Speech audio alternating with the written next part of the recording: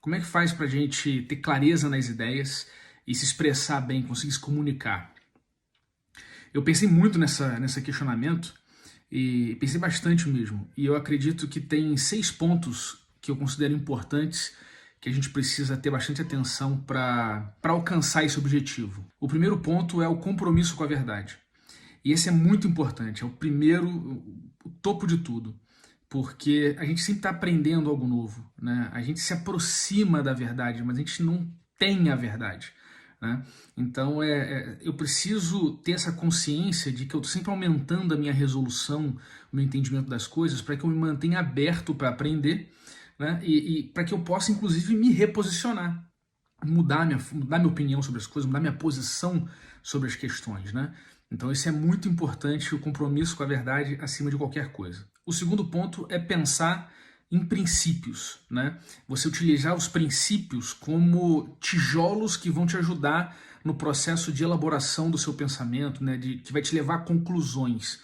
E isso é muito importante porque se você não está baseado em princípios, em conceitos fundamentais, né? Em coisas muito bem definidas, o que acontece é que você vai estar apoiado em cima de opiniões, e as opiniões são muito contextuais, elas são muito, muito relativistas, sabe?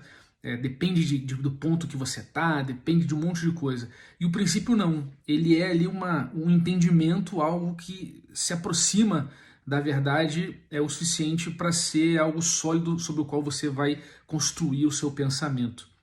Então, se você não tem isso, você escorrega para a opinião e o grande risco disso é você cair em 2 grandes armadilhas. A primeira é o duplo pensar, quando você começa a relativizar as coisas, em vez de buscar regras que sirvam, né, de forma geral.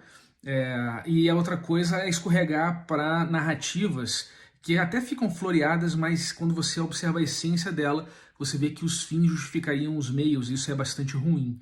Né? A ideia, então, dos princípios é que eles te protegem dessas 2 grandes armadilhas que estão sempre aí rondando para a gente escorregar. O terceiro ponto, que é muito importante, é buscar precisão com as palavras. Isso é difícil a beça, porque exige que você desenvolva um glossário, exige, né, prática, referência, repertório, mas é muito bom se você ganhar consciência do grau de imprecisão que você usa com as palavras, né, e a gente usa muito isso, a gente usa muita gíria, a gente usa muito palavras como aquilo, aquele, isso, né, coisa, paradinha. Então tem, nossa, várias palavras que a gente tenta preencher e que elas não têm uma especificidade muito boa, né? Então você fala assim, lembra daquele dia, é diferente de você falar, lembra do Natal de 2018 na casa da sua mãe? Então você contextualiza melhor as palavras, a precisão delas te ajuda a delinear uma silhueta, um contorno, o limite da questão que você está investigando, para que você não escorregue para lugares indesejados, né? Para que a coisa não desvirtue com muita facilidade. O quarto ponto que eu julgo super importante é o apreço pelas dúvidas. Esse ponto é fundamental porque a gente tem que se desconstruir em relação a isso. A gente foi treinado para não tolerar dúvida, né? Então a gente foi treinado para marcar a resposta certa. A gente erra completamente uma questão, né? Você fez uma conta inteira. Quantas vezes eu lembro disso? Fazia uma conta inteira numa questão, desenvolvia a questão e tomava errado a questão inteira porque a resposta final estava errada e você cometeu algum pequeno equívoco, apesar de várias outras coisas sobre o seu conhecimento poderem ser validadas pelo seu desenvolvimento. Então a gente é muito treinado para ter a resposta. E aí quando a gente vê uma dúvida, quando a gente não sabe alguma coisa que a gente deveria saber talvez, sente-se um vazio muito grande. E esse vazio, ele confunde a existência da dúvida e o fato de eu não ter a resposta com o fato de eu não ter valor.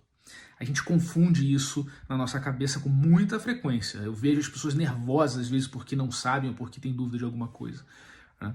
E eu lembro, né, você vê uma coisa que me marcou muito, eu lembro de um único professor na minha vida inteira que ele tinha uma regra maluca dele lá que se você deixasse a questão em branco, você perdia menos pontos do que se você marcasse a resposta errada.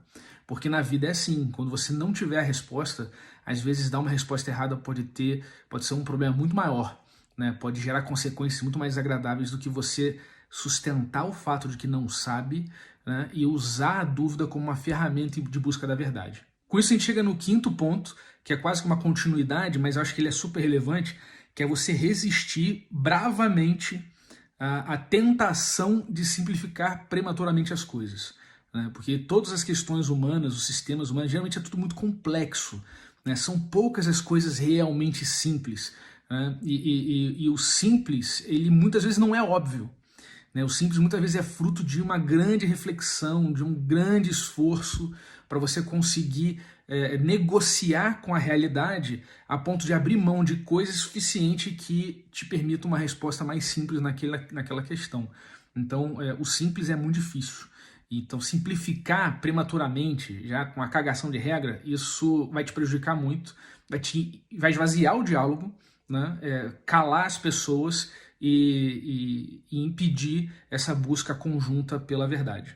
O sexto ponto, que para fechar eu acho com chave de ouro, é exposição ao debate.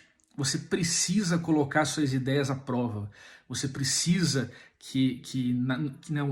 falando do diálogo só não, falando do debate mesmo, sabe? De contradições e de questionamentos, né? E para isso, para você se sentir capaz e para você se permitir isso, você precisa se dissociar, se diferenciar das ideias que você tem. Então você não pode confundir o fato de você ter uma ideia ou de você pensar em alguma coisa, você não pode confundir isso com a sua identidade, porque senão a falha em defender a ideia vai se confundir com a inviabilidade da sua existência. E não é verdade, né? Uma frase que eu ouvi uma vez que eu gostei muito é que não são pessoas que têm ideias, são ideias que têm pessoas.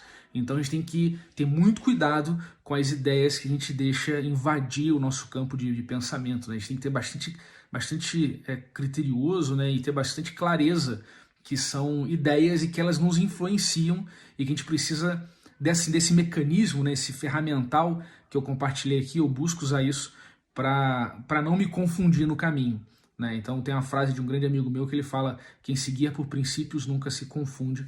Eu gosto muito disso e eu acho que essa polarização que infecta e viola a nossa rede, né, que ataca, né, tem um ataque acontecendo na nossa rede com essa polarização, com a incapacidade das pessoas conversarem, se reconhecerem e se ouvirem, isso é fruto da perda do referencial desses elementos aí que eu compartilhei. Espero que seja útil para você, que você faça uma boa investigação para cada vez ter mais clareza no que você pensa e conseguir se comunicar melhor.